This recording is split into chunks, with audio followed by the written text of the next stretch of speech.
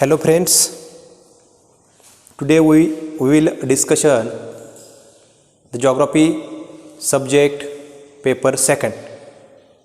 I am Mr. Parke SB, Sri Chhatrapati Shivaji Mahavidyalaya Srigonda, Geography Department.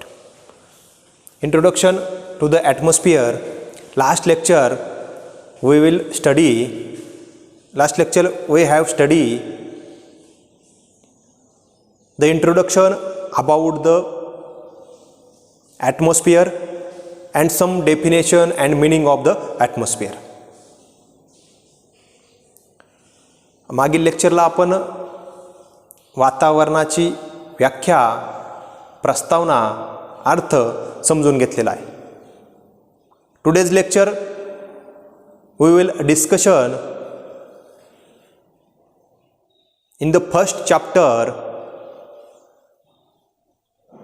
second or B subtopic. Name is component or composition of the atmosphere. वातावरणातील असणारे घटक हे आपण दुसऱ्या प्रकरणात, पहिल्या प्रकरणातील दुसऱ्या सबटॉपिक मध्ये अभ्यासणार आहोत. मग वातावरण मध्ये कोणकोणते घटक येतात, या घटकांचा अभ्यास आपल्याला या ठिकाणी करावायचा आहे.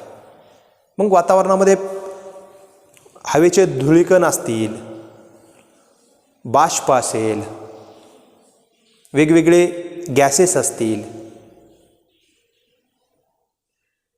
यांचा जो सर्व समावेश होतो त्याला साधारणतः वातावरण असं म्हटलं जातं. मग या संदर्भामध्ये आजच्या लेक्चरला आपण थोडक्यात विवेचन करणार आहे. In the composition of the atmosphere, when we study this part, the generally information given here, the atmosphere is a mixture of many gases. Last lecture we some definition study, so there this meaning given. The atmosphere is a mixture of many gases. वातावरण मध्ये किंवा वातावरण म्हणजे वेगवेगळ्या वायूंचं असणारं मिश्रण होय, असं त्याचा त्या ठिकाणी अर्थ आहे. Huge number of solid and liquid particles as called as aerosols. In the atmosphere some particles liquid form, some particles are solid forms, is called as aerosol.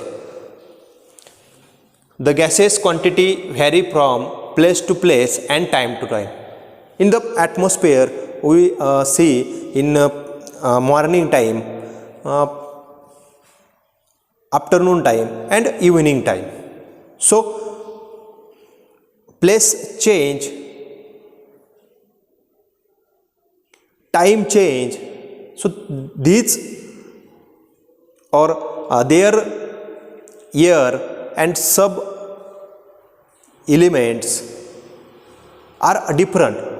म्हणजे या ठिकाणी त्यांना असं सांगायचं आहे की जे वायू आहेत हे वायू वातावरणामध्ये विशिष्ट ठिकाणी, विशिष्ट वेळी, हे वेळेनुसार, ठिकाणानुसार बदलत असतात.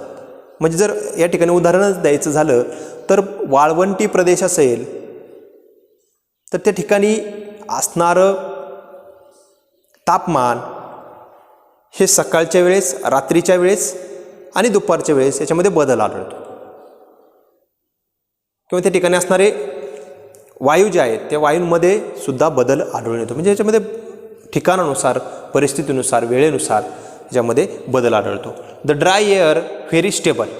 इन द ॲटमॉस्फिअर कोरडी हवा जी आहे ती स्टेबल असते.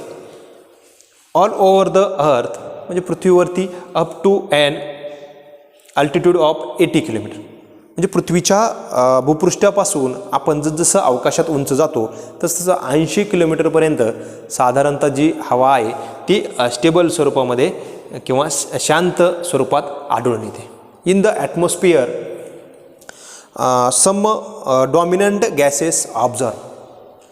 Oxygen and nitrogen are major gases in the atmosphere. Other gases found in the atmosphere or observed in the atmosphere. Bus oxygen end nitrogen 99%, overall 100%, तो 99% oxygen and nitrogen found in the atmosphere, and other gases only 1% in the observed in the atmosphere. The large quantity of water vapor and dust particles are also present in the atmosphere. In the when we study the composition of the atmosphere, main three parts is most important.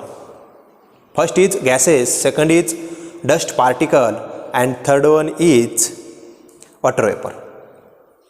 Therefore, the large quantity of water vapor in the atmosphere, over the atmosphere and the world, large amount of water vapor observed, and the dust particles and small particles we not see in the eyes. These particles present in the atmosphere. The solid and liquid particles are great climatic significant. Solid and liquid म्हणजे घन स्वरूपामध्ये आणि द्रव स्वरूपामधले जे छोटे छोटे कण असतात वातावरणामध्ये, जे आपल्या डोळ्यांना दिसू शकत नाहीत, हे वातावरणातील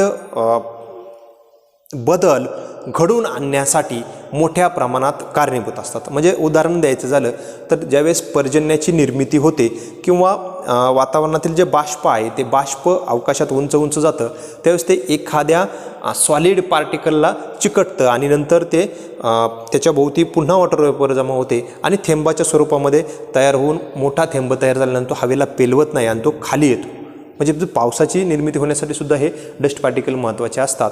तशाच पद्धतीने वातावरणामध्ये वेगवेगळ्या ज्या क्रिया घडून येतात त्या क्रिया घडण्यासाठी सुद्धा सॉलिड आणि लिक्विड पार्टिकल्स डस्टचे महत्त्वाचे असतात.